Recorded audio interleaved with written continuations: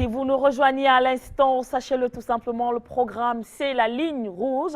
Deuxième production comptant pour cette semaine, cette dernière semaine du mois de mars. Et comme sujet sur la table, nous parlons de l'opération Épervier du côté du Cameroun, où le président Paul Biya accélère les arrestations avant la prochaine élection présidentielle. Et donc pour en parler ce matin, depuis l'entame de cette autre édition, nous sommes accompagnés de M. Emmanuel Kounié, qui est un homme politique averti, un expert financier également, qui donne sa lecture sur ces arrestations accélérées à quelques mois seulement de la prochaine élection présidentielle. Mais vous rappelez également que le standard est ouvert, fidèles téléspectateurs, vous le savez, cette émission, c'est la vôtre. Vos contributions comptent, vos contributions sont attendues et vos avis également. Mais bien avant de revenir au vif du sujet, nous allons marquer cet arrêt que j'annonçais tout à l'heure. Il s'agit bien sûr de la revue La Presse en langue de Hausa. Inakwana Lawal. Kalau Linda DJ ina kwana Emmanuel Kunye ina kwana Afrika ina kwana duniya baki daya ina kwana garba zai kwata da sharhin jaridun duniya daga talabijin Africa Media zan fata kuna mu ne daga can kasar jamhuriyar Kamaru anda yanzu haka shugaban kasar na Kamaru Paul Biya ya dawo gida a jaridan ta Kamaru Info ta nuna cewa yanzu da shugaban kasa da iyalinsa sun dawo gida Kamaru baya sun gama kwanaki uku na ziyarar suka kai a can kasar China anda suka hadu da shugaban kasar na Xi Jinping kuma suka rantaba hannu akan waɗansu yarjejeniyoyi kamar haka sun cimma burinsu ne wajen karfafa diplomasiya da kuma haɓaka tattalin arziki lafiya da sauransu sai kuma jaridan ecos ta santi ta ƙasar jamhuriyar kamaru ta nuna cewa yanzu dai hukumar lafiya ta duniya baki daya ums ta nuna cewa yanzu dai ƙasar jamhuriyar kamaru za ta cimma matsayinta musamman wajen yaƙi da cutar tarin fuka a fadin kasar kasancewa a shekarar nan da muke ciki mutane sama da 25,000 ne suka kamu da cutar na tarin fuka sai kuma jaridan Chad Info ta kasar jamhuriyar Chadi an ta mana bayani cewa yanzu a kasar jamhuriyar ta Chad ministan ilimi mataki na biyu ya bayyana cewa dole ne a ƙara awoyin karatu a jami'o'in kasar kasancewar irin matsalolin da suka samu na rage karatun da suka yi a baya can sai kuma jaridan Chad Info ta biyu an ta mana bayani kan cewar yanzu dai 'ya'yan jam'iyyar mai mulkin kasar a kasar jamhuriyar Chadi MPS sun gudanar da wani taron su domin suna neman gurbin neman mataimakin shugaban kasa a kasar tasu jaridan anyamai ta can kasar jamhuriyar Nijar ta ce a kasar ta Nijar da dakarun tsaron kasar sun samu nasarar bindige waɗansu maharan Boko Haram a shirya Diffa su biyu wanda ake ganin cewa hakan bayan sun kai musu wani hari ne na kwantan bauna sai kuma jaridan African Info an ta bayan cewa hukumomin kasar Nijar sun cike waɗansu masu zanga-zanga har su 23 wanda ake cewa shugabannin kungiyoyin farin hula ne na kasar domin suna nuna alherin su na ganin cewa gwamnatin kasar za ta cimma burinta na ganin ta kafawa talakawan kasar takunkumi musamman wajen samun kudaden shiga na haraji jaridan gaskiya ta fi kwabo ta kasar tarayyar Najeriya ita kuma ta ce a bangaren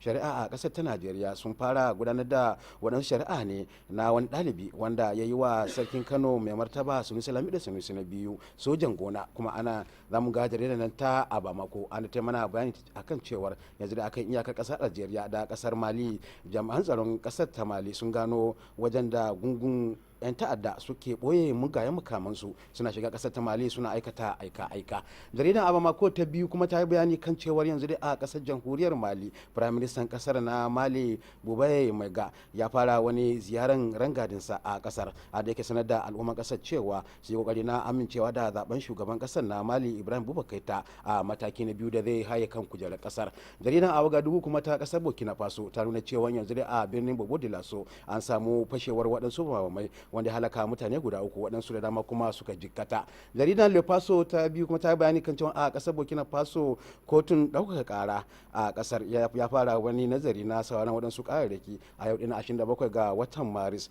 2018 akan matsalar da aka yi wa waɗansu manyan mutane kisan gilla sai jaridan Intelligent ta can ƙasar Ivory Coast ta ce yanzu dai kotun ƙasa da ƙasa a can inda akwai wani wanda ake kira Ale Wakili ya kalubalanci haɗuwarsa da ya yi da Charles Gode a can cikin kotun sai kuma jaridan kwaci ta kasar ta Abrikos an ta ce jaridan ta yi bayani ne kan yadda gwamnatin Abrikos take hoɓasa wajen ci gaban kasar da kuma haɓaka tattalin arzikin kasar ta Abrikos jaridan Alome kuma ta kasar Togo ta yi bayani akan cewa jagoran 'yan adawan kasar jamhuriyar Togo sun lashe takobin cewa ba za su yarda da shugaban kasar mai ci a yanzu haka Pierre Simba ya ci gaba da sake kada takararsa a faɗin kasar ba jaridan Alome ta biyu ta ce yanzu dai kungiyar haɗin kan 'yan adawan kasar sun zaɓi wani mutum guda ɗaya Moniac, wanda yanzu ake ganin cewa zai kokari na ganin cimma burinsa. Ya gana da 'yan kasashen na Togo a can kasar Belgium domin ganin cewa sun tattauna al'amuran siyasar da ake ciki. Jaridan Akotono kuma ta yi bayani kan cewar gwamnatin kasar Benin yanzu dai ta amince da cewa da mika kwangilan na hanyar dogo wanda zai hada kasashen nahiyar Afirka ta yamma domin samun saukin zirga-zirga da kuma samun makudan kudade na shiga a kasashen na Afirka ta yamma.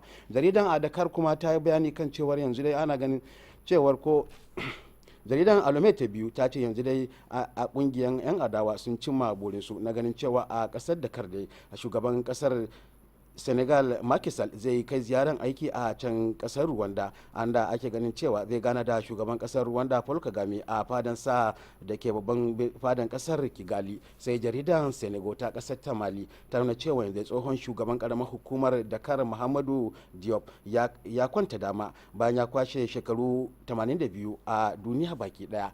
Jaridan Le Tuasan Sosan ta kasar Morocco ta yi bayani kan cewar yanzu dai a kasar Afirka ta kudu hukumar shari'a ta kasar za ta ci gaba da ganin cewa ta nazarci tsohon shugaban kasar Jacob Zuma a gabanta, anda za ta gurfanar da shi domin yi masa binciken kwakwaf.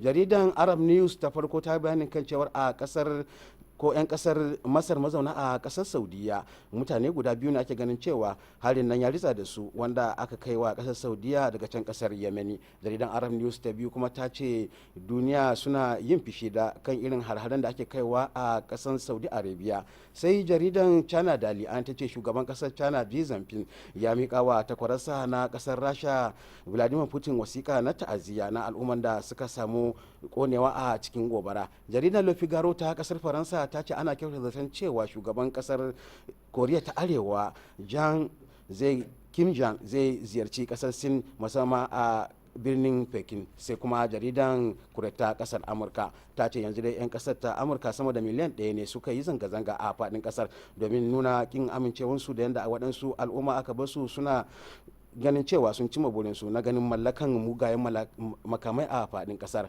Sai jaridan The Jerusalem Post anda ta ce tsohon ministan tsaro na ƙasar Amurka na Fess Bolton yana ganin cewa zai yi kokari na ganin Prime Ministan kasar Isra'ila Benjamin Netanyahu ya kai wa kasar Iran farmaki a yanzu haka. Jaridan Al Jazeera kuma ta bani kan cewa ministan harkokin kasashen ketare na kasar Iran ya buƙaci kasashen gabar ta tsakiya da su yi kokari na lalabo hanyar zama lafiya a faɗin kasar su baki daya. Karshen sharhin jaridun kenan wani garba na kamuku da gidan talabijin Africa Media, sai kuma gobe da wani lokaci za ku sake samu da wani sabbin jaridun ku huta lafiya a da kuke Linda gare ki. Saïgobé, Lawal, la ligne rouge se poursuit donc ce matin. Avec vous, téléspectateurs, en vous rappelant la thématique de ce matin. Opération épervier au Cameroun. Paul Biya, le président de la République, accélère les arrestations avant la présidentielle à venir.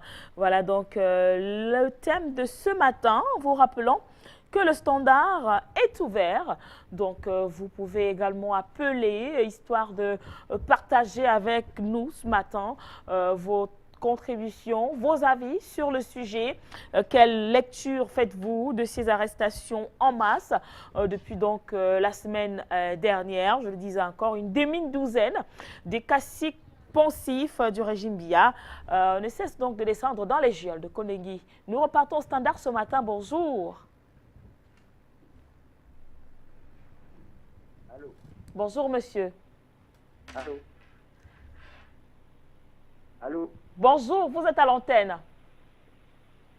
Ah, bonjour, bonjour, madame. J'appelle depuis le Gabon. Je prénom Manet. Bien. Si j'appelle pour un certain nombre de remarques que je vais faire. D'abord, premièrement, l'intention de nous autres, les spectateurs. J'ai remarqué que nous sommes dans une dynamique de changement. Ceci suppose que nous devons également changer, même dans nos mentalités. Donc, j'ai remarqué que certains d'entre nous, quand je dis d'entre nous, c'est-à-dire les spectateurs, lorsque nous appelons, on a toujours tendance à avoir les postes de télévision, on a envie de s'entendre parce qu'on ne fait que répéter ça tout le temps sur la chaîne. Les téléspectateurs reprennent les mêmes choses. Nous demandons à nos dirigeants de changer. Mais dans nos petits coins-là, même les petits changements, nous ne pouvons pas les faire. Moi, j'appelle là cette question-là. Oui. Parce que c'est toutes ces petites choses que nous ne faisons pas souvent qui fait en sorte que nous sommes toujours relayés, enfin, je veux dire, considérés comme des petits personnes. Et nous devons changer de comportement. Voilà, c'est déjà cette petite remarque-là, il faut qu'on ne revienne plus sur le temps. Et quand on appelle, il faut s'entendre parler à la télé comme c'était extraordinaire, alors qu'après, il y a des rediffusions où on peut regarder, voir ce que nous-mêmes nous avons. La deuxième remarque que je voudrais faire, madame, c'est que, en réalité, je pense que nous avons également un souci de partition vraiment de temps de parole. Permettez-moi. Vous savez, nous ne pouvons évoluer que, n'est-ce pas, en fonction d'un certain nombre de remarques et de soucis.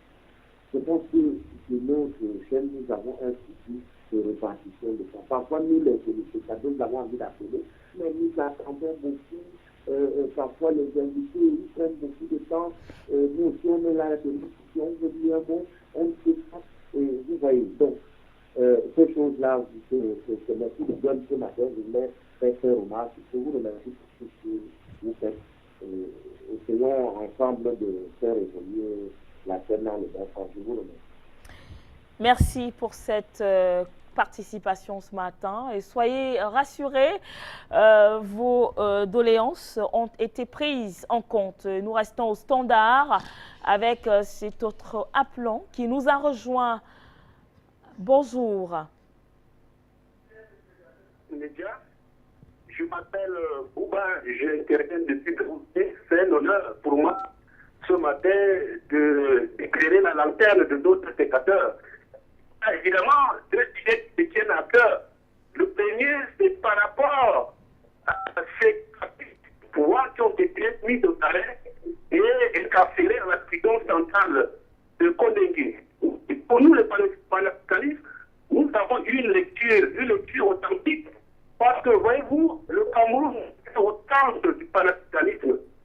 Depuis les années 2008, on a toujours voulu tester le régime en place pour mettre au pouvoir un régime au sein de la France-Afrique pour pouvoir donc recoloniser davantage l'Afrique centrale qui échappe encore à la France-Afrique.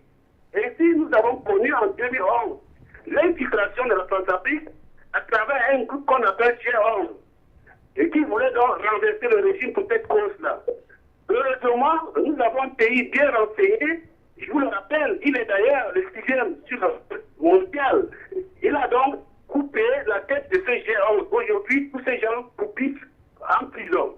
Nous avons vu, après cet échec, ils n'ont pas baissé le bras.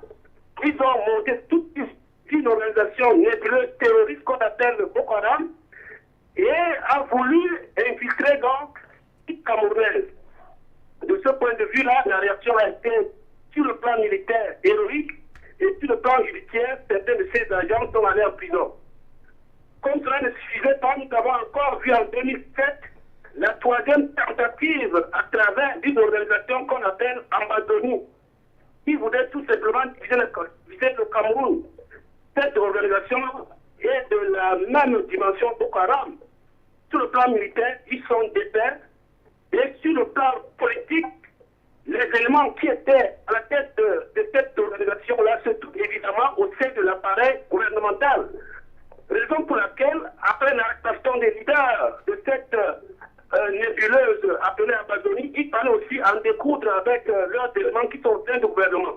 En réalité, il faut dire la vérité aux panafricanistes, parce que les panafricanistes n'ont pas besoin d'être trompés, ils ont besoin de la vérité pour faire marche ensemble. Ces gens tombent parce qu'ils font partie de la tête pensante, ils font partie de l'organisation politique de cette organisation mosaïque nébuleuse appelée Ambazoni. Donc, pour moi, voilà la vision que doivent avoir les panafricanistes. Permettez-moi aussi, chère madame, de retenir ce qu'a dit l'homme du SDF. Il a dit que c'est le sujet qui vient d'être passé, que les Camerounais avaient besoin de M. Podia créer du travail et ils veulent donc l'alternance pour ce fait-là. Je peux lui dire, il brille par une ignorance parce que, en réalité, pour un panafricaniste avéré, l'alternance est un crime contre l'humanité. L'alternance dans un espace néocolonisé est un crime contre l'humanité. Lorsqu'on est dans un espace néocolonisé, on a plutôt besoin d'alternatives politiques. Il faut qu'il revise bien sa ligne politique. On a besoin d'une alternative politique au Cameroun. De un. De deux, je n'ai pas le temps pour y revenir sur ça, mais de deux, il faut qu'il sache qu'il n'y a aucun chef d'État au monde qui crée de l'emploi. Dans un pays, l'emploi est créé par le producteur de la richesse. Et le chef d'État est le premier employé du peuple. Comment peut-il dire que le chef d'État de l'État doit créer de l'emploi? Et nous savons tous, l'emploi est créé par le producteur de la richesse au sein d'une organisation qu'on appelle l'entreprise. Et l'entreprise ne peut prospérer, créer de l'emploi lorsqu'elle a accès au crédit de production. C'est-à-dire de l'argent vendu moins cher sur un long terme, conformément au temps de la production. De mémoire d'homme, on n'a jamais accordé le crédit de production à une néocolonie. Le Cameroun étant une néocolonie ne peut pas prétendre à une économie, à un crédit de production. Et donc, il veut qu'on crée de l'emploi, qu'il se batte pour que le Cameroun sorte de la néocolonisation, pour qu'enfin l'entreprise ait accès au crédit de production pour pouvoir créer de l'emploi. Et je crois que sa ligne politique vise tout simplement l'alternance politique, et non l'alternative politique. Et nous inscrivons encore par rapport à ce qu'il vient de dire. Nous ne voudrions pas que si les gens ne maîtrisent pas ce que c'est la politique, la géopolitique, qu'ils ne viennent pas prendre le peuple panafricain en otage sur une chaîne comme celle qu'on appelle Afrique média. On en a besoin des gens forts, charismatiques, une trame pour pouvoir libérer le peuple. Je vous remercie. Si vous avez des questions, je suis prêt à vous répondre, madame. Merci à vous, Monsieur Baroua, pour cette contribution. Alors, je vais me retourner d'abord vers Monsieur Emmanuel Kounié. Vous avez bien suivi cette intervention de Monsieur Baroua. Que répondez-vous? Oui, je voudrais dire à ce monsieur qu'il fait un peu de l'amalgame. Il fait de l'amalgame parce que je n'ai pas demandé au chef d'État de créer des emplois, mais l'État doit pouvoir, n'est-ce pas, aider les PME à créer des emplois. L'État, la première chose que l'État doit faire, cher monsieur, vous qui parlez de panafricanisme, encore que vous êtes un panafricaniste autoproclamé, je crois qu'il y en a plusieurs, je ne sais pas en quoi est-ce que vous l'êtes, mais je voudrais vous dire que quand je parle de la Société de développement du riz de la plaine de Mbo, de Soderim, c'est une entreprise qui donnait du travail aux Camerounais, qui à un moment donné, pour des raisons du manque de soutien de l'État, a fermé les portes et a mis beaucoup de Camerounais hors de leur travail. Je voudrais dire à ce monsieur que les petites et moyennes entreprises créent le travail plus facilement si elles sont soutenues. Et pour être soutenues, la première des choses, c'est que l'État doit pouvoir orienter ses carnets de commandes vers les PME. C'est-à-dire que les PME doivent avoir, l'État doit protéger les PME en leur donnant du travail. Si vous voyez par exemple, rien que l'armée, puisque vous parliez de l'armée qui a travaillé dans le Grand Nord, qui a fait des choses intéressantes, l'armée a dépensé près de 14 milliards de francs pour l'habillement, n'est-ce pas, des soldats. Il existe des Camerounais qui fabriquent des chaussures de sécurité, qui peuvent coudre des habits, qui peuvent, n'est-ce pas, approvisionner l'armée pour ce qui est de toutes ces matières-là, qui sont importées pour rien, alors qu'au Cameroun, on peut, n'est-ce pas, utiliser le label Cameroun pour pouvoir, n'est-ce pas, habiller nos forces de défense et de sécurité et donner du travail aux Camerounais qui sont dans la confection, qui sont dans les tanneries, dans les fabrications des objets de cuir. Ça, c'est possible, cher monsieur.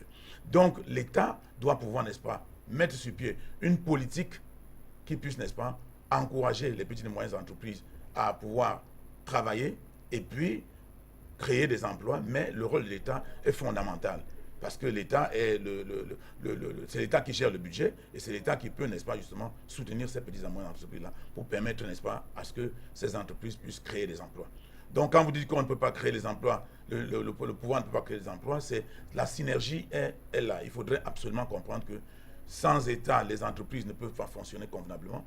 Et sans entreprise, l'État ne peut pas fonctionner convenablement. Donc, quand vous dites que dans un État néocolonial, on ne peut pas avoir de crédit, je vous informe que les Chinois sont en train de pêcher sur nos côtes et notre déficit de 1087 milliards de francs CFA aujourd'hui est dû à ce que, n'est-ce pas, nous importons ce qu'on aurait pu produire chez nous. Et si nous importons aussi le travail. C'est-à-dire que nous exportons le travail en envoyant notre argent à l'étranger. Alors que si nous, on encourageait la pêche, si l'État mettait un peu de moins à la pêche artisanale, beaucoup de gens pourraient être en train de travailler. Donc, ne nous amenez pas des choses très compliquées du genre, il faut qu'on sorte de la néocolonisation. Non, il faut regarder par exemple le cas du Ghana. Vous avez dit que le Ghana est un cas différent, mais retenez que au Ghana, aujourd'hui, les Ghanéens disent qu'ils veulent rembourser par anticipation le Fonds monétaire international parce que justement, ils ont encadré leurs petites et moyennes entreprises, ils ont essayé de créer des conditions pouvant permettre aux petites et moyennes entreprises de travailler, ils ont lutté efficacement contre la corruption et ils sont en train de créer des emplois. Donc, les emplois peuvent être créés avec l'appui, doivent être créés avec l'appui de l'État et le chef de l'État doit être la personne qui doit pouvoir, n'est-ce pas, faire en sorte que cela ait lieu. D'ailleurs, il a dit lui-même dernièrement lors de son discours, le président de la République, M. Paul Biya, qu'il fallait qu'on paye, n'est-ce pas, les arriérés des petites et moyennes entreprises qui sont évalués aujourd'hui à 750 milliards de francs CFA. Alors ces arriérés-là, tant que l'État ne le paye pas, les petites et moyennes entreprises vont fermer les portes. Et quand ces petites entreprises vont fermer les portes, ça sera des emplois perdus. Et le ministre des Finances, à son tour, est en train d'auditer ces dettes pour pouvoir voir ce qu'il y a de payer. Et il nous a dit qu'à la fin du mois de mars, l'audit sera terminé et qu'on va pouvoir payer, n'est-ce pas, cette dette-là. Mais je vous informe que chaque fois qu'on ne paye pas la dette des petites et moyennes entreprises, ces petites et moyennes entreprises ferment et ces emplois qui disparaissent. Donc vous ne pouvez pas dire que l'État n'a rien à voir, n'est-ce pas, dans la création des emplois. L'État joue un rôle important, cher monsieur. Si vous ne le savez pas, il faut le savoir dès maintenant. Merci, Monsieur Emmanuel Kounié, en vous rappelant justement que ce matin, nous parlons de l'opération Épervier du côté du Cameroun. L'Épervier qui a donc repris son envol, un envol avec une puissance hors du commun, parce qu'il faut le dire, des arrestations ne cessent de tomber et bien sûr une note selon laquelle une liste de personnalités caciques du régime Biya ont donc l'interdiction de quitter le territoire camerounais. Et nous en parlons ce matin avec vous, téléspectateurs, mais également avec notre invité, Emmanuel Kounié. Mais avant de revenir sur ce qui nous incombe ce matin, à savoir la thématique, nous allons une fois de plus prendre un autre arrêt. Là, c'est pour la quintessence des journaux en langue swahili. Unjambo, karibu, Cécile Assoulé. Jambo Linda, asante na mgeni wetu hapa studio. Jambo watazamaji wetu, hii ni Africa Media ikiwaletea kutoka magazetini. Karibu we pamoja nasi tuliowaandalia leo asubuhi, ikiwa ni uchambuzi wa magazetini. Na leo tunaanza na gazeti la huko nchini Sierra Leone. Tupate taarifa iliyopewa umuhimu kwenye hilo gazeti. Mahakama Kuu ya Sierra Leone leo imekubali pendekezo kutoka Tume ya Uchaguzi wa Taifa kuwa wapiga kura kufanya uchaguzi wa marudio siku ya Jumamosi tarehe 30 Machi 2018 kumchagua rais wa nchi hiyo. Hizo ni habari iliyopewa umuhimu kwenye hilo gazeti na habari zingine utazipata ndani ya gazeti hilo. Tuende moja kwa moja kule nchini Egypt kwenye gazeti la nchi hiyo. Misri, vituo vya kura ilifunguliwa jana siku ya Jumatatu saa 3 asubuhi nchi nzima, ambapo raia walipiga kura kumchagua rais wao. Watu wanafurahia na kucheza nyimbo za kizalendo wakisubiri matokeo ya uchaguzi. Hizo ni habari iliyopewa umuhimu kwenye hilo gazeti la Misri na habari zingine utazipata ndani ya gazeti hilo. Tuelekee kule nchini Kenya kwenye gazeti la Daily Nation. Habari zilizopewa umuhimu: mwanasheria upande wa upinzani wa Kenya Miguna amekataliwa kuingia Kenya baada ya kukataa kuomba visa. Bwana Miguna anasafiria kutumia kibali chake cha Canada baada ya kuvuliwa uraia wa Kenya, akitishiwa na serikali kusafirishwa Dubai. Hizo ni habari iliyopewa umuhimu kwenye hilo gazeti la Kenya na habari zingine utazipata ndani ya gazeti hilo. Tuelekee kule nchini Rwanda kwenye gazeti la nchi hiyo. Habari zinasema juhudi ya Rwanda Air kupanua usafiri wake katika Afrika Magharibi imekubaliwa baada ya kusainiwa mkataba mpya kati ya serikali ya Rwanda na Nigeria. Mkataba huo ulisainiwa siku ya Jumatatu mjini Kigali, na habari hizo utazipata ndani ya hilo gazeti na habari zingine. Tuelekee kule nchini Uganda kwenye gazeti la New Vision. Habari iliyopewa muhimu kwenye hilo gazeti: mwanajeshi wa jeshi la Uganda amefukuzwa kutoka jeshini baada ya kupatikana na hatia chafu. Rafael Olinga ambaye aliyekuwa alipelekwa kwenye ujumbe wa kulinda amani huko Somalia anatuhumiwa kumdalilisha msichana wa miaka 14 kimapenzi huko Somalia miaka mitatu iliyopita. Hizo ni habari iliyopewa umuhimu kwenye hilo gazeti, na habari zingine utazipata ndani ya gazeti hilo. Tuelekee kule nchini Tanzania kwenye gazeti la nchi hiyo. Wizara ya Afya, Jinsia, Maendeleo ya Jamii, Wazee na Watoto wanapaswa kutoa mikopo kwa wafanyabiashara wa mitaa na wasomi kuunga mkono waanzishwaji wa viwanda vinavyohusiana na matibabu ili fedha zilizotengwa kwa ajili ya kununua dawa na vifaa mbalimbali ya maabara. Wito huo ulitolewa na Rais John Magufuli katika makao ya idara la duka la matibabu. Hizo ni habari iliyopewa umuhimu kwenye hilo gazeti. Tuelekee kule nchini Sudan kwenye gazeti la nchi hiyo. Nchi za IGAD siku ya Jumatatu zimeamua kukomesha kifungo cha kiongozi wa upinzani Riek Machar nchini Afrika ya Kusini. Lakini Juba ilitoa maoni yake katika ushiriki wake katika kufanya mazungumzo ya amani. Hizo ni habari iliyopewa umuhimu, na habari zingine utazipata ndani ya gazeti hilo. Tuelekee kule nchini Cameroon kwenye gazeti la nchi hiyo. Namba imeongezeka hadi 65 wengine wamepokea ushauri na dola za Kimarekani 500 ya mtaji kutoka kwa mpango wa Tony Elumelu Foundation. Baada ya Cameroon 38 ni kati ya wajasiriamali 1000 wa Afrika waliochaguliwa kwa mzunguko wa 4 wa program ya biashara ya mamilioni. Hizo ni habari iliyopewa umuhimu. Tuelekee kule nchini Ethiopia kwenye gazeti la nchi hiyo. Katika kile kinachoonekana kuwa mzunguko mpya chini ya msimamo wa jeshi kutekeleza amri ya dharura, Ethiopia zaidi ya watu 30 wamefungwa katika vijiji na miji mbalimbali, na kukamatwa kwa raia kulifanya katika mji mkuu wa Addis Ababa, Bahir Dar na katika mkoa wa Ahmar na eneo la Oromia kati ya wengi. Hizo ni habari iliyopewa umuhimu kwenye gazeti hilo.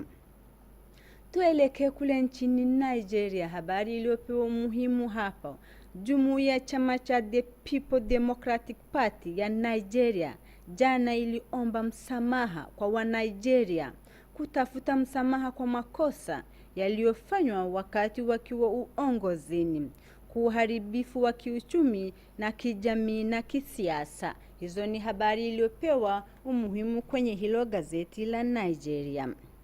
Tuelekee kule Mashariki ya Kati kwenye gazeti la Arab News. Viongozi wa dunia wajiunga kulaani kwa hasira kitendo cha wanajeshi wa Houthi huko Yemen kuzindua makombora uvamizi Iran katika miji 4 huko Saudia, ambapo miamba 3 kati ya 7 ilipangwa Riyadh na 2 zililenga Jazan. Hizo ni habari iliyopewa muhimu kwenye hilo gazeti la Arab. Tuelekee kule nchini Marekani kwenye gazeti la The Guardian.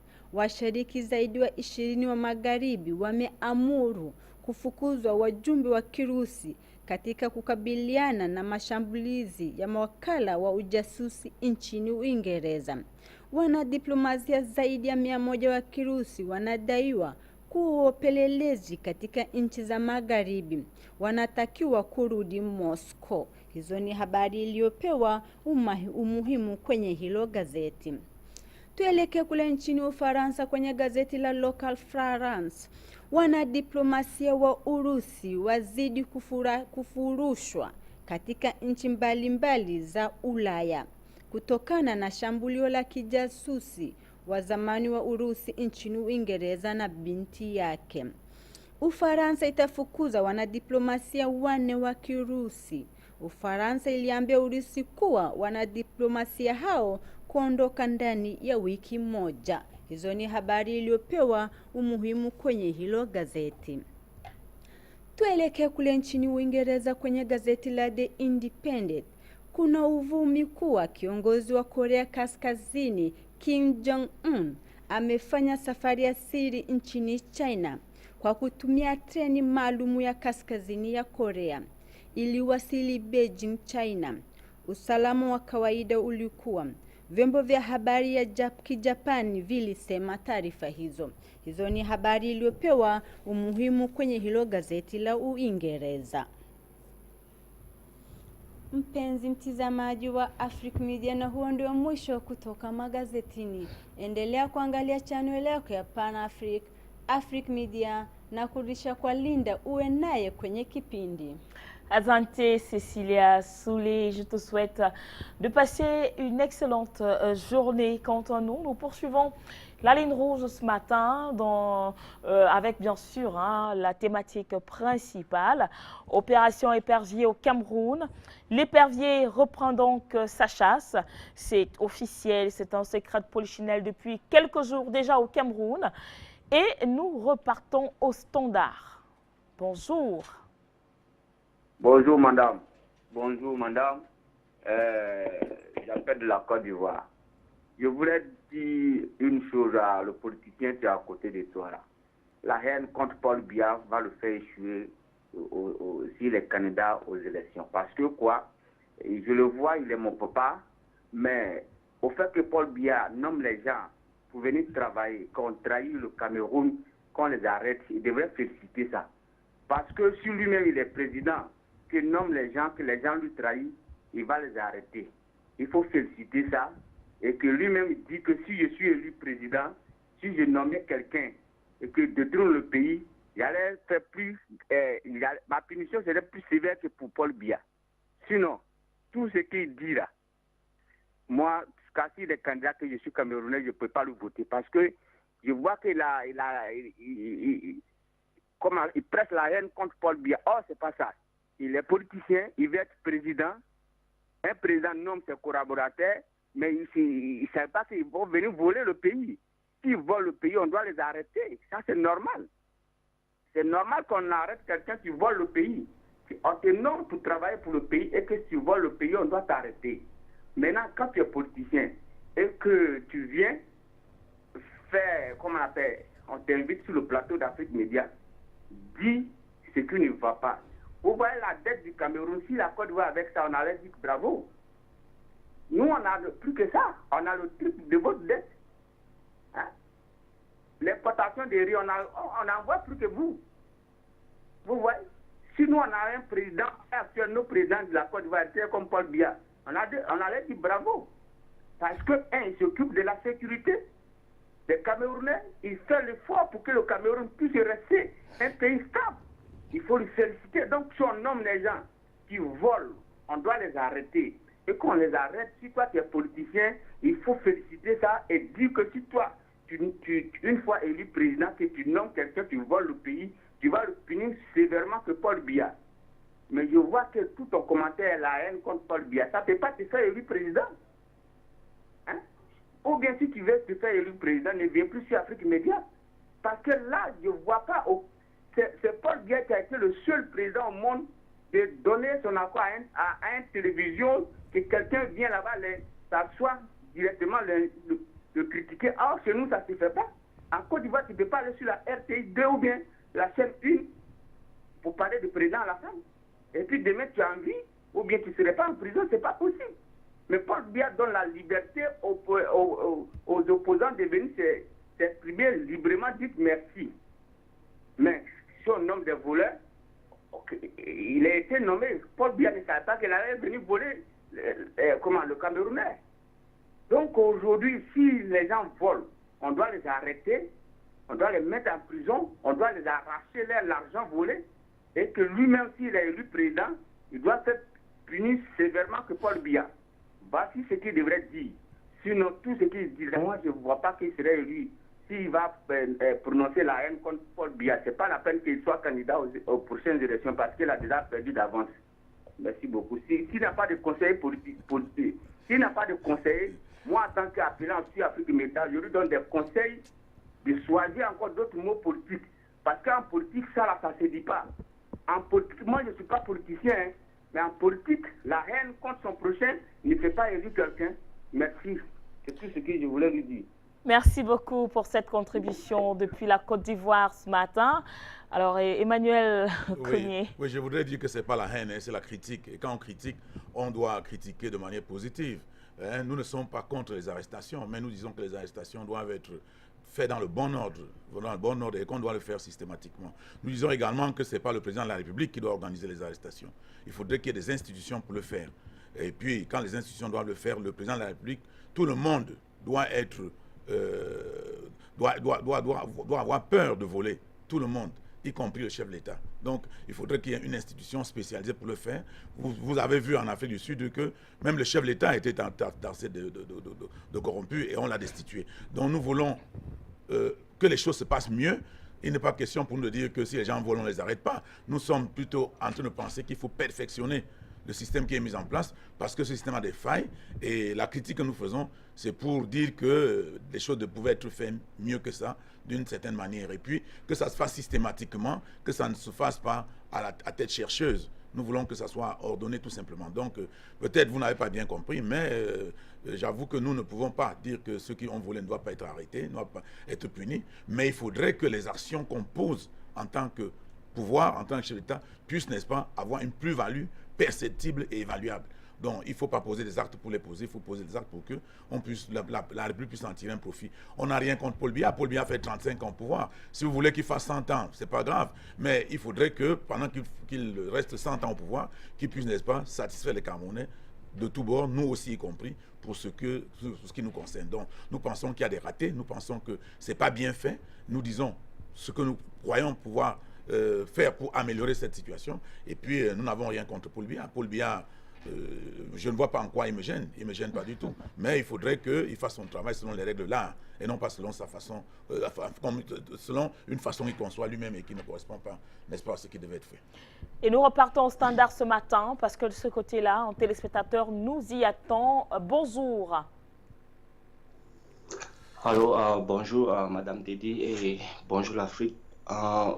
Moi, je vais commencer en disant que cette opération épervier que vous parlez de là-bas au Cameroun, je pense que cette opération devrait commencer par le Trésor français et puis après Chamalier. Moi, je ne comprends pas comment un pays qui a sa monnaie fabriquée à plus de 5000 km va condamner les petits voyous, les petits bandits qui volent les miettes au Cameroun alors que les vrais bandits sont en France. Donc moi je ne comprends pas. Et pour arrêter la corruption, il faut fabriquer son argent. Donc si vous ne fabriquez pas votre argent et que vous avez des avions qui viennent déposer l'argent qui a été fabriqué dans un autre pays, dans votre pays, qu'est-ce que vous attendez? D'abord, l'argent n'est pas les billets de banque ne sont même pas beaucoup pour suffire à toute la population du Cameroun. Et ces voyous qui essaient de voler cet argent, c'est parce qu'ils ne sont pas sages et qu'il n'y a pas beaucoup. S'il y avait une banque centrale, chaque fois qu'il y a déficit, on fait seulement imprimer d'autres billets de banque pour redistribuer dans la circulation du pays.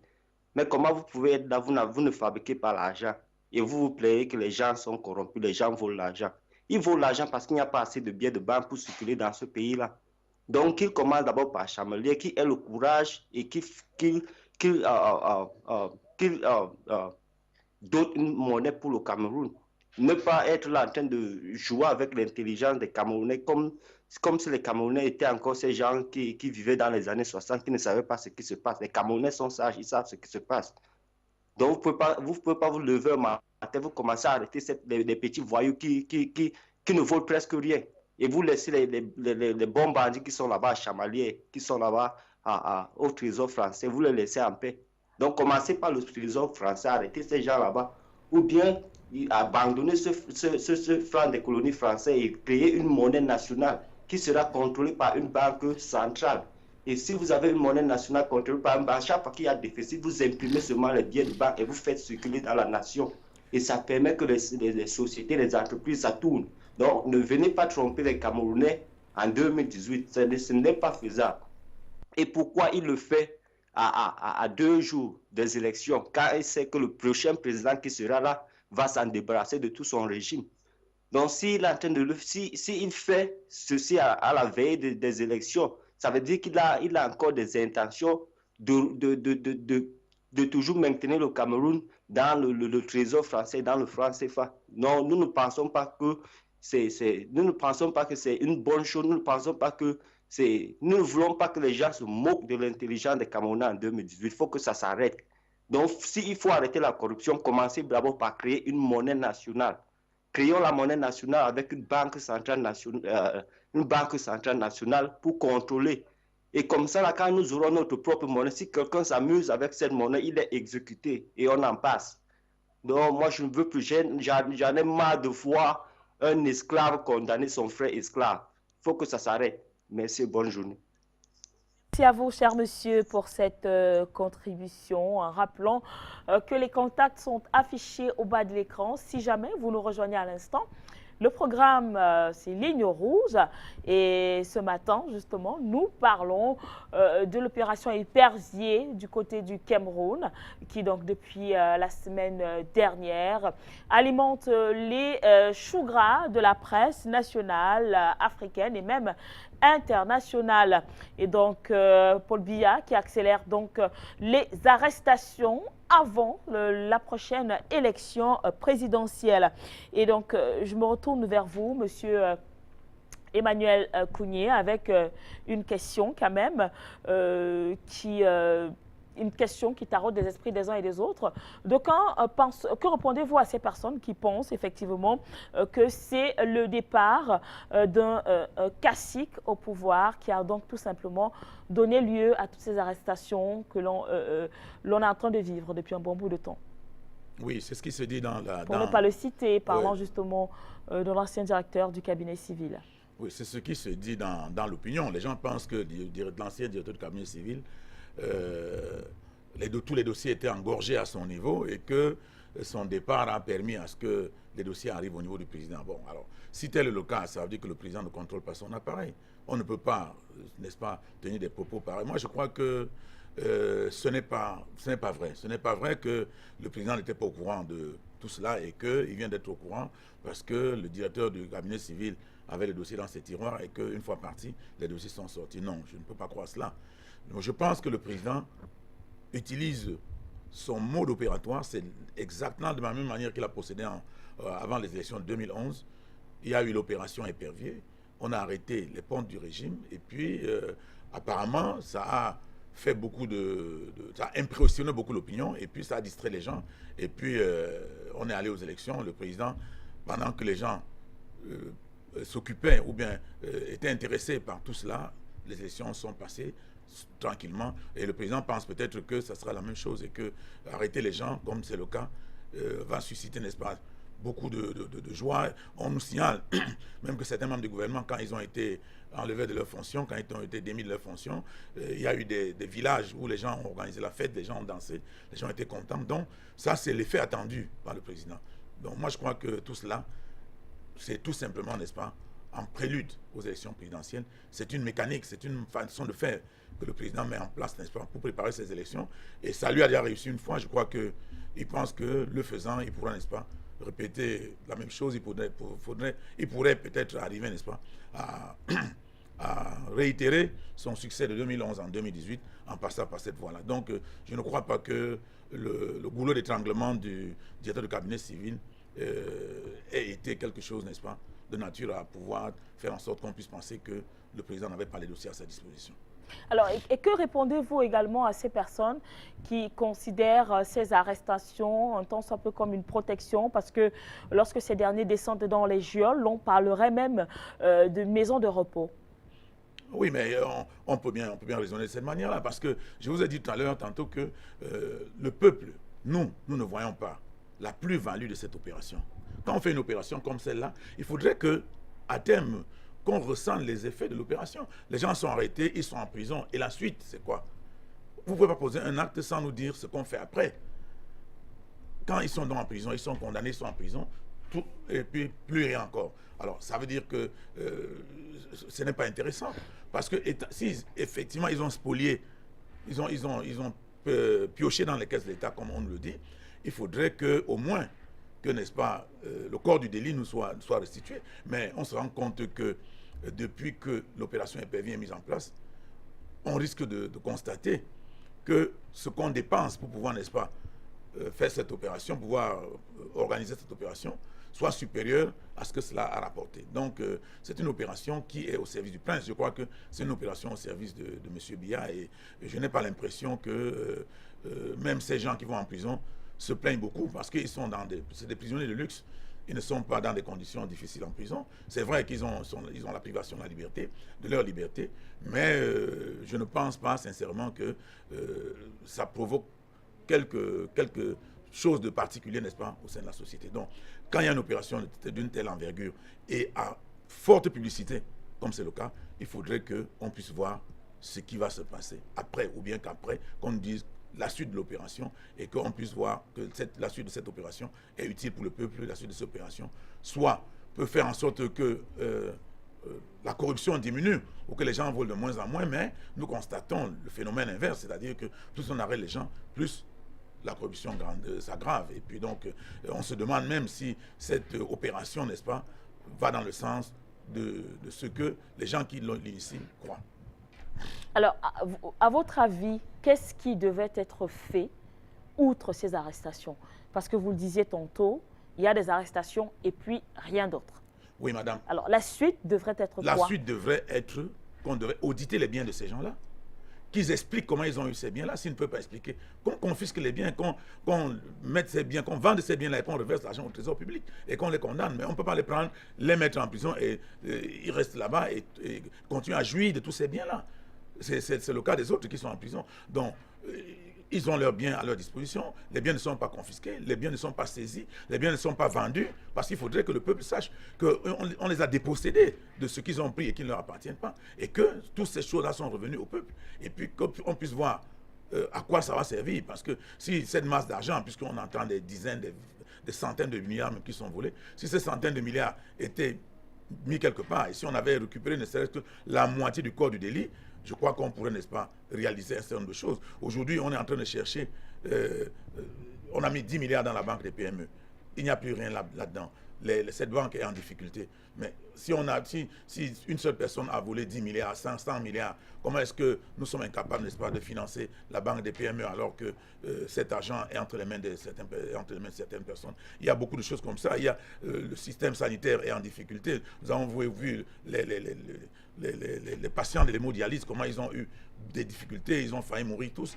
On a des difficultés partout ailleurs. Nous avons la canne, les chantiers sont en train de traîner. Si les gens ont volé l'argent, mais qu'on récupère ces fonds-là et qu'on investisse dans le pays et que le peuple se rende compte que l'opération Épervier sert à quelque chose. Mais si on les met en prison et qu'après avoir mis ces gens en prison, rien ne se fait, alors ça veut dire tout simplement que après l'opération, il n'y a plus rien, donc il n'y a pas de plus-value. Donc on s'interroge sur l'efficacité, l'opportunité, même l'utilité de cette opération. D'accord, et nous avons un téléspectateur qui a réagi par le canal des réseaux sociaux qui pense que l'opération Épervier est donc salutaire à plusieurs égards, mais seulement il faut que les Camerounais cessent de transformer ces voleurs en prisonniers politiques. Le temps mis pour arriver aux arrestations, c'est justement le temps de conclure les enquêtes et éviter les fausses accusations. Il faut cependant que le corps du délit soit remboursé à l'État. Tout à fait. Alors, la ligne rouge ce matin, porte sur l'opération Épervier qui connaît un rebondissement depuis quelques jours déjà avec ces arrestations accélérées par le président de la République, Paul Biya, qui justement accélère ces arrestations à quelques mois seulement de la prochaine élection présidentielle. Alors, quelle lecture faites-vous de cette situation politique au Cameroun? Est-ce une bonne technique justement appliquée par le président de la République, attendre une échéance comme celle-là afin justement de procéder à des arrestations quand on sait que pour la plupart ce sont quand même des caciques poncifs qui sont partis, qui ont pas cumulé mais qui ont quand même occupé plusieurs postes au sein du gouvernement camerounais et avec beaucoup d'années quand même. Oui, il y a lieu de s'interroger à plusieurs titres. Parce que voilà des gens qui ont fait un mandat de 7 ans avec le président de la République. Et au moment où ils doivent rendre compte, où ils doivent, n'est-ce pas, faire leur bilan, ils sont en prison. Alors, je ne sais pas. Il faudrait que, il ne faut pas que, à la fin, que le bilan, n'est-ce pas, du chef de l'État soit les arrestations. Il faudrait qu'il sache qu'il a fait 7 ans un mandat, qu'il a passé un mandat de 7 ans et qu'on l'attend sur tous les terrains. Il doit nous donner le compte rendu ou bien le rapport final des activités, n'est-ce pas, de son gouvernement sur les projets structurants, sur toutes les politiques publiques qu'il a mises en œuvre. Et nous ne pensons pas qu'au cours de la campagne électorale, le bilan sera, n'est-ce pas, les arrestations, l'opération Épervier, non. Nous, on attend. Moi, j'ai essayé de faire une petite approche là, par rapport, n'est-ce pas, aux activités qui devaient être menées, aux actions qui devaient être mises en œuvre, qui n'ont pas été. Les gens ont estimé qu'on est contre Paul Biya. Il y a un monsieur qui a dit contre Paul Biya. Non, nous ne pouvons pas avoir un chef de l'État qui crée, qui crée par décret ou par des lois, des institutions, comme comme j'ai dit tout à l'heure, la Chambre de conciliation et de dépôt, la Caisse de conciliation et de dépôt, et que 5 ans après, il ne la met pas en œuvre. Nous avons la dette du Cameroun qui va grandissant. Nous avons, n'est-ce pas, les accords que nous avons signés avec le Fonds monétaire international. Il faudrait bien qu'ils nous disent où est-ce qu'on en est, qu'ils nous disent comment est-ce que nous allons faire pour pouvoir, n'est-ce pas, mettre sur pied, qu'est-ce qu'il a fait des politiques publiques qu'il a mises en œuvre pour, n'est-ce pas, l'emploi des jeunes. Il y a un programme triennal qu'il a mis en place, il faudrait qu'il donne des comptes rendus. Tous les projets structurants qui nous disent à quel niveau ça se trouve, etc. etc.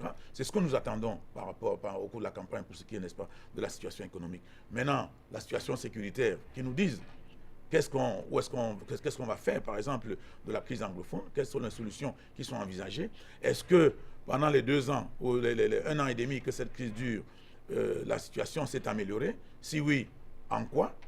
Est-ce qu'il y a des prévisions, n'est-ce pas, de sortie de cette crise? Il faudrait qu'il nous donne son bilan sur tout cela et qu'on puisse, n'est-ce pas, le juger sur la base, n'est-ce pas, du travail effectué. Nous ne pouvons pas penser qu'on va ouvrir la campagne électorale et puis nous sortir l'opération Épervier et présenter ça aux Camerounais, n'est-ce pas, comme ce qu'on a fait pendant les 5 ans. Encore que ces gens qui sont arrêtés sont ceux qui doivent, n'est-ce pas, faire le bilan de leurs activités.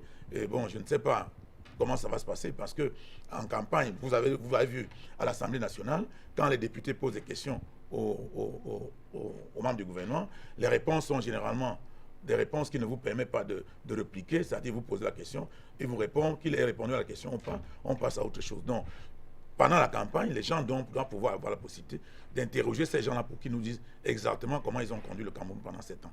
Donc, nous avons besoin d'eux. Bon, ceux qui sont en prison, peut-être qu'ils ont leur remplaçant, et nous supposons que le président de la République et son équipe doivent pouvoir, n'est-ce pas, faire un bilan de ces 7 ans et répondre aux Camerounais de ce qu'il a fait du Cameroun pendant les 7 ans dont il a assuré la gestion. Mais est-ce que cela suffirait seulement de répondre et la situation des Camerounais ne change pas? Est-ce que vous pensez que c'est vraiment de cela que les Camerounais ont besoin? Puisque vous-même vous le disiez, qu'il faut un changement visible, un changement palpable. Mais est-ce qu'on veut, non, s'expliquer, démontrer effectivement, ou du moins apporter les preuves de ce qui est ou de ce qui n'est pas? C'est ça qui sera la solution pour les Camerounais? Ça sera sa solution, puisqu'il y aura plusieurs programmes. pendant qu'il va présenter son programme, il va démontrer qu'il y a des choses qui ne sont pas faisables. Nous, on lui démontrera que c'est faisable. Et puis nous demandons aux Camerounais de le débarquer et de nous donner la possibilité d'implémenter notre programme. Donc qu'il vienne, qu'il explique, qu'il nous dise ce qu'il a fait pendant les 7 ans. Nous le dirons également aux Camerounais ce que nous entendons faire pendant 7 ans. Et lui également, il dira, parce que s'il avait 1 kilomètre de course à faire et qu'il n'a fait que 150 mètres, il expliquera qu'il y a eu les difficultés, etc. Il faudrait également qu'il nous explique comment est-ce qu'il va pouvoir faire les 850 mètres qui restent et faire le kilomètre qu'il va faire pendant le mandat suivant, comment est-ce qu'il va rattraper tout cela. Et nous aussi, on va expliquer aux Camerounais quel est notre programme et nous allons, les Camerounais vont, n'est-ce pas, se prononcer en toute connaissance de cause.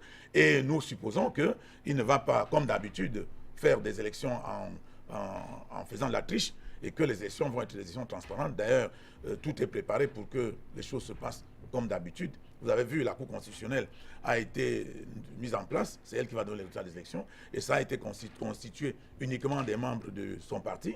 Et tout cela prépare ce que nous savons tous. Donc nous allons essayer de combattre tout cela parce qu'il n'est pas admissible qu'en 2018, qu'on aille aux élections dans les mêmes conditions qu'en 2013 où les élections sont passées comme elles sont passées. Depuis 1992, vous savez que nous vivons un système électoral qui n'est pas crédible, on n'a pas de commission électorale indépendante. Les gens du parti au pouvoir sont à la fois juges et partis, c'est eux qui organisent les élections, c'est eux qui donnent les résultats et à tous les coups, les procès-verbaux sont falsifiés, etc. Les gens savent qu'il n'y a pas d'élection transparente au Cameroun, mais nous pensons cette fois que nous allons pouvoir, n'est-ce pas, mettre suffisamment de pression pour que les Camerounais puissent voter et que leur vote soit pris en compte. Parce qu'en réalité, les gens ne vont pas voter généralement parce qu'ils se disent que même s'ils votent, leur vote ne sera pas pris en compte. Donc nous allons, dans notre campagne électorale, quand le moment va arriver, essayer d'expliquer aux gens comment nous entendons contourner cette situation-là, parce que nous pensons que nous allons pouvoir mettre sur pied des stratégies qui feront en sorte que, nonobstant tous les mécanismes de fraude qui sont mis en place, nous puissions, n'est-ce pas, passer entre les mailles et qu'on puisse, une fois, amener les Camerounais, n'est-ce pas, à avoir leur vote pris en compte après les élections. En vous rappelant tout simplement que ce matin, l'opération Épervier qui lutte donc depuis 12 années contre les gestionnaires de fonds publics indélicats ne cesse donc de faire des victimes car la semaine dernière encore, une demi-douzaine de ces caciques du régime Biya sont donc descendus dans les geôles de la prison centrale de Kondengui du côté de Yaoundé. Au rang bien sûr de ces derniers, on parle pas qu'on parle, hein, c'est évident. Basile Atangana Kuna, l'ancien ministre de l'eau et de l'énergie. Il y a également l'ex-directeur général de la Kamwata, Jean-William Solo, lui aussi dans les geôles. L'ex-recteur de l'université de Yaoundé, Dieudonné Oyono. L'ex-recteur de l'université de Douala, Bruno Bekolo Ebe. Mais également l'ancien directeur de l'Institut supérieur de technologie de Douala, Rumax Aïna Ouanda, également dans les geôles. Et puis, il y a l'ancien ministre des Transports, Robert Nkili, qui est également de ce côté-là. Et en rappelant qu'une liste, c'est une liste loin d'être exhaustive parce que dans les jours à venir, certainement dans le retour du chef de l'État, il y a encore des têtes qui vont certainement tomber parce que ces dernières ont donc l'interdiction de quitter le territoire camerounais. Donc, ils ont l'obligation de rester sur place et d'attendre, bien sûr, leur sort sur place, du moins lorsqu'ils seront donc appelés à se justifier devant le tribunal criminel spécial du côté de Yaoundé. Nous poursuivons donc la ligne rouge ce matin en vous rappelant également, fidèles téléspectateurs, que vous pouvez toujours appeler via les différents contacts qui s'affichent au bas de l'écran pour justement apporter votre contribution, nous donner la lecture que vous faites justement suite à cette accélération des arrestations orchestrées alors par le chef de l'État, Paul Biya. Alors avec vous, Monsieur Emmanuel Kounié, que répondez-vous justement à ceux qui pensent que les mécanismes qui ont été mis en place pour que le président conserve bien sûr son pouvoir et la marge de manœuvre que ces personnes avaient justement pour mettre en place les politiques publiques pour lesquelles ils ont été nommés étant un tant soit peu une sorte de récompense pour leur soutien au chef de l'État? Oui, il y a ce problème qui se pose sérieusement. Parce que ces gens qui sont arrêtés, certains sont pris dans un piège. Parce qu'on a vu certaines personnes, je prends un cas que j'ai à l'université de Douala, je ne veux pas citer le recteur en question. Bon, dès qu'il a été nommé, il allait au village danser avec ses convillageois, excusez-moi le terme, avec ses convillageois. Et le principe était que nous avons une autre part. Nous avons une autre part. Et puis, comment dirais-je, le personnel d'appui qu'il recrutait était à 80% des gens de sa tribu ou de son village. Ils étaient là et tout le monde se disait, nous avons une autre part de Paul Biya. Et puis, en ce moment, tout le monde s'est mis à prendre ce qu'il pouvait trouver. Et on arrive à une situation simple. Quand il y a les élections, tout le monde va au village et tout le monde dit aux villageois, écoutez, nous sommes à Douala, nous avons l'université qui est notre part et il faudrait que nous votions à 100%. Alors tout le village vote à 100% et les gens reviennent, ils pensent que comme ils ont voté à 100%, ils peuvent continuer à prendre leur part comme ils l'ont fait et aujourd'hui, ils sont rattrapés. Non, je crois que ce système n'est pas un bon système. Et puis, moi, je dis que quand on organise une affaire comme ce qui est fait là, c'est-à-dire le système se conçoit comme il est conçu là, il faudrait que le chef de l'État puisse réunir ses collaborateurs régulièrement, comme partout ailleurs, pour attirer l'attention sur un certain nombre de comportements, sur un certain nombre de dérives. Parce que le fait de rester toute une année sans faire le conseil des ministres peut prêter le flanc à un certain nombre de comportements. Et il faudrait également que quand les gens commencent à développer certains comportements, qu'on attire leur attention, qu'ils sachent que ces comportements-là ne sont pas des comportements admissibles. C'est vrai, ce sont des adultes, tout le monde sait ils savent que ce qu'ils font n'est pas faisable, mais ils sont dans un référentiel où tout le monde fait la même chose. La corruption a gangréné tout le Cameroun. Dans l'administration, tout le monde est corrompu. Il n'existe pas un fonctionnaire qui ne soit pas corrompu. Donc, moi je crois qu'il faudrait, je ne sais pas s'il faut exorciser l'administration camerounaise, parce que on est en train d'arrêter quelques-uns, mais je ne sais pas si en arrêtant ces quelques-uns-là, ça peut avoir un effet sur, n'est-ce pas, le mode de fonctionnement de notre administration, parce que vous ne pouvez avoir aucun service au Cameroun sans payer. Ça, tout le monde le sait. Donc, moi je crois qu'il faut faire en sorte que les choses changent, que les comportements changent, et ma foi, je ne suis pas sûr que ce système peut encore faire quelque chose là-dessus, puisque il est démontré, il est de notoriété publique que plus on arrête les corrompus, plus la corruption prend de l'envergure. Ça, tout le monde le sait. Donc, on est pris dans un étau, et moi, je crois que seul le changement du système, le changement de régime peut nous sortir de la corruption, parce qu'il faudrait que quelqu'un arrive avec un comportement totalement différent, parce que dans un système, dans un appareil, ceux qui sont en tête sont garants de la morale publique. Et si le patron d'une institution ou d'un ministère lui-même est déjà corrompu, alors les agents qui sont sous ses ordres sont fatalement corrompus. Et comme ils sont tous corrompus, ils impriment la corruption dans tous les ministères et ça gangrène toute la République. Donc moi je crois qu'on a besoin, n'est-ce pas, d'autre chose pour pouvoir sortir de cette corruption. Je suis persuadé que ce régime ne peut en aucun cas arriver, n'est-ce pas, à sortir du Cameroun de la corruption.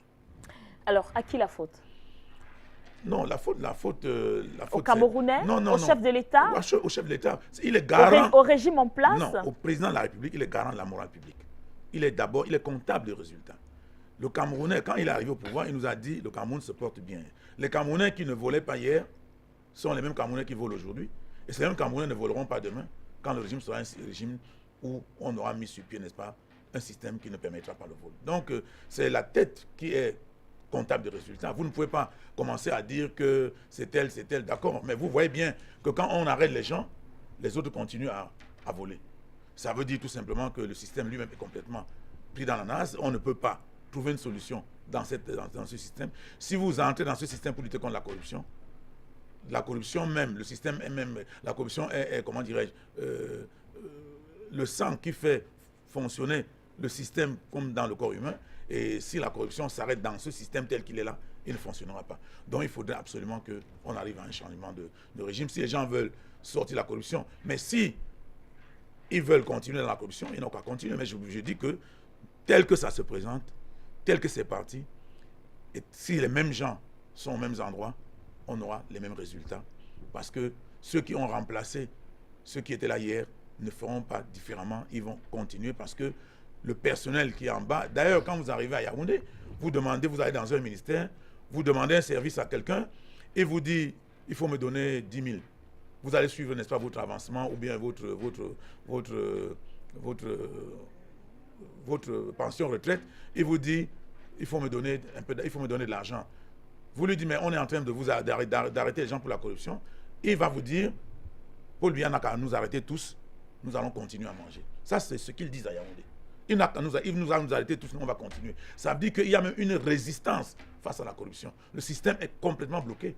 Donc, ce que le président est en train de faire, il essaie de faire ce qu'il peut. Mais je ne suis pas certain qu'on peut arriver à lutter contre la corruption dans ce pays aujourd'hui avec ce système. Ce n'est pas peut-être un problème à la camerounaise parce que vous avez donné des exemples, le cas de l'Afrique du Sud, le cas du Ghana. Il y a même un autre cas, le cas de l'Angola, où le président João Lourenço a dernièrement donné instruction à tous ces détourneurs de deniers publics de rapatrier les fonds pour que cela puisse servir au développement de l'économie de l'Angola. Est-ce que ce problème de corruption ne serait-il pas propre au Cameroun? Oui, mais tous ceux qui ont, n'est-ce pas, développé ces approches sont généralement des nouveaux présidents. Au Ghana, c'est quand Jerry Rawlings est arrivé, le Ghana était le pays le plus corrompu d'Afrique.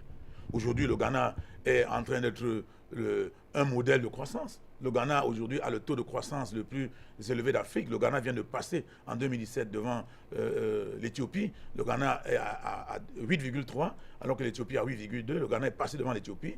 Et les Ghanéens sont fiers de leur pays. Mais vous allez voir qu'au Ghana, l'alternance, comme quelqu'un a dit ici tout à l'heure, un des téléspectateurs, que l'alternance est un crime contre l'humanité, il va voir qu'au Ghana, l'alternance est un sport auquel les Ghanais sont déjà habitués, et que le Ghana aujourd'hui, sur le plan de la croissance, je ne dis pas au plan du bien-être, mais au moins sur le plan de la croissance, le Ghana aujourd'hui est le pays africain qui a le taux de croissance le plus élevé. Et je vous assure qu'avant l'arrivée de Jerry Rawlings, le Ghana était le pays le plus corrompu du monde. Ça veut dire que nous ne sommes pas condamnés à mort. Nous sommes dans une situation où ce régime doit pouvoir comprendre, que le président Biya doit comprendre qu'il a beaucoup donné. Il a fait ce qu'il a pu pendant 35 ans. Moi, je crois qu'il a essayé de faire ce qu'il a pu. Il a fait des choses. On ne peut pas dire que tout ce qu'il a fait est mauvais, mais il ne peut plus continuer. Il a fait 35 ans au pouvoir. Même si vous êtes l'homme le plus intelligent de la Terre, quand vous avez fait 35 ans, quand vous avez fait 20 ans à la tête d'un État, les idées que vous avez pour pouvoir, n'est-ce pas, aider votre pays à se développer, vous les avez entièrement sorties. Et si vous continuez à rester à tel État, vous allez tout simplement vous répéter. Le Cameroun a besoin de mutations profondes pour pouvoir, n'est-ce pas, faire un sursaut d'orgueil, sortir de la corruption. C'est des nouvelles personnes qui peuvent permettre au Cameroun de sortir de la corruption. Ce n'est pas le système actuel. Le système actuel est arrivé à bout. Et aujourd'hui, s'ils continuent à rester, ils vont tout simplement nous entraîner dans des difficultés. Parce que, vous voyez, en 2011, le Cameroun n'avait pas de problème majeur. Boko Haram, on en parlait, mais c'était embryonnaire. On n'avait pas de problème sécuritaire. De 2011 à 2018, nous avons eu les problèmes nous avons eu le problème de Boko Haram qui nous a compliqué la tâche dans le septentrion. Nous avons eu les réfugiés de l'Est. Nous venons d'avoir la crise anglophone. Il y a 6 régions de notre pays qui, en ces 7 ans, sont entrées dans les difficultés. J'ai peur que si ce régime continue, que d'autres problèmes, peut-être pas semblables à ceux-là, mais peut-être d'autres économiques ou je ne sais pas de quel ordre, puissent, n'est-ce pas, attaquer les 4 régions qui nous restent, parce que ceux qui sont au pouvoir sont usés. Je ne pense pas qu'ils puissent, n'est-ce pas, trouver d'autres solutions pour pouvoir nous sortir de la situation, de l'étau des souffrances dans lesquelles ils nous ont pris.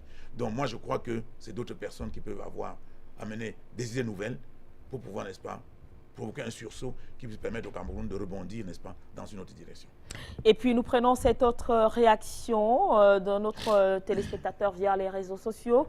Aujourd'hui, le président, à l'aurore de la gestion de l'État, il est question pour lui de faire un assainissement, faire l'état des lieux, car il devra rendre compte aux Camerounais de la gestion qu'il a fait de l'État. Il n'en est rien d'une propagande électorale. C'est du moins ce que pense cet autre téléspectateur. Oui, ben il a fait la même chose en 2013, mais il n'a rendu compte de rien du tout. On est parti des grandes ambitions aux grandes réalisations. Et aujourd'hui, je ne sais pas si les grandes ambitions ont produit quelque chose. Maintenant, on est aux grandes réalisations. Il n'a pas besoin de faire cet assainissement avant de nous dire quelle est la situation de Lompanga, quelle est la situation de Menvele, quelle est la situation du port en eau profonde de Kribi. Est-ce que le port en eau profonde de Kribi, on a nommé les gens là-bas depuis peut-être 9 mois, ils ont des salaires. Est-ce que le port en eau profonde de Kribi est opérationnel? Est-ce qu'on peut avoir les chiffres? Est-ce qu'on peut savoir ce que le port en eau profonde de Kribi produit? Nous avons fait un investissement énorme là-bas. Est-ce que le port en eau profonde de Kribi est déjà traversé par des infrastructures de transport qui permettent de libérer les marchandises, de conduire les marchandises vers les autres pays ou vers l'arrière-pays? Est-ce que tous ces projets structurants sont mis? Est-ce que l'autoroute Douala-Yaoundé est déjà en place et à quel niveau? Et le deuxième pont sur le Vouri, quelle est la situation? Quand est-ce qu'on va le mettre en service? Il n'a pas besoin, n'est-ce pas, de tout cela pour nous rendre compte de ces choses-là. Il doit pouvoir, n'est-ce pas, commencer à faire au moins un bilan à mi-parcours. Il aurait pu faire un bilan à mi-parcours, un rapport à mi-parcours pour dire, voilà, on avait 5 ans pour faire ce travail. Après 3 ans, voilà la situation dans laquelle nous nous trouvons. Et puis nous rendre compte de tous ces projets-là. Cela n'a jamais été fait. Nous n'avons pas eu tous ces bilans et nous avons endetté notre pays. Nous sommes ensuite engouffrés dans une histoire extraordinaire qu'on appelle la canne. Et on est en train de nous amener et les préfabriquer. On importe du sable et du ciment pour venir déverser chez nous. Donc il faut nous dire ce qu'on est en train de faire de notre pays. Le Cameroun n'est pas la propriété de certaines personnes. Et puis ces gens qui sont au pouvoir n'ont pas acheté le pays pour le gérer comme ils veulent et nous rendre compte seulement le dernier jour. Il doit pouvoir régulièrement et permanemment, n'est-ce pas, dire aux Camerounais ce qu'il en est. Nous suivons les discours du chef d'État à la fin de chaque année. Nous n'avons jamais eu de rapport de toutes ces activités-là. Nous n'avons jamais eu un compte rendu. Ce n'est pas après 7 ans qu'il va venir, n'est-ce pas, dire qu'on a eu l'opération Épervier. Non, nous pensons que les choses ne sont pas faites comme elles devraient être faites. Et nous avons besoin, n'est-ce pas, qu'on nous rende compte de ce qu'on a fait de notre pays pendant 7 ans. Et nous avons également, nous de l'opposition, nous avons également ce que nous pensons pouvoir faire de notre pays si la chance nous est donnée, n'est-ce pas, de présider aux destinées de notre pays. Et je crois que cela doit être fait selon les règles de l'art et qu'il faudrait que les règles du jeu soient assez fluides. Et il faudrait également que ceux qui ont le pouvoir sachent que le Cameroun, ils ne sont pas plus camerounais que les autres et que s'ils continuent à penser qu'ils vont confisquer le Cameroun, nous n'allons pas accepter. Merci à vous, Monsieur Emmanuel Kounié, pour le temps à nous accorder ce matin. Merci également pour toutes ces contributions, vos réponses. Merci également à tous ces téléspectateurs qui ont suivi de fond en comble cette autre édition de la Ligne Rouge. Ne l'oubliez pas, les programmes se poursuivent sur les antennes d'Afrique Média et surtout, comme vous le savez, de votre fidélité. Nous ne cesserons jamais de vous dire un grand merci. Je vous souhaite de passer une excellente journée en compagnie de nos programmes.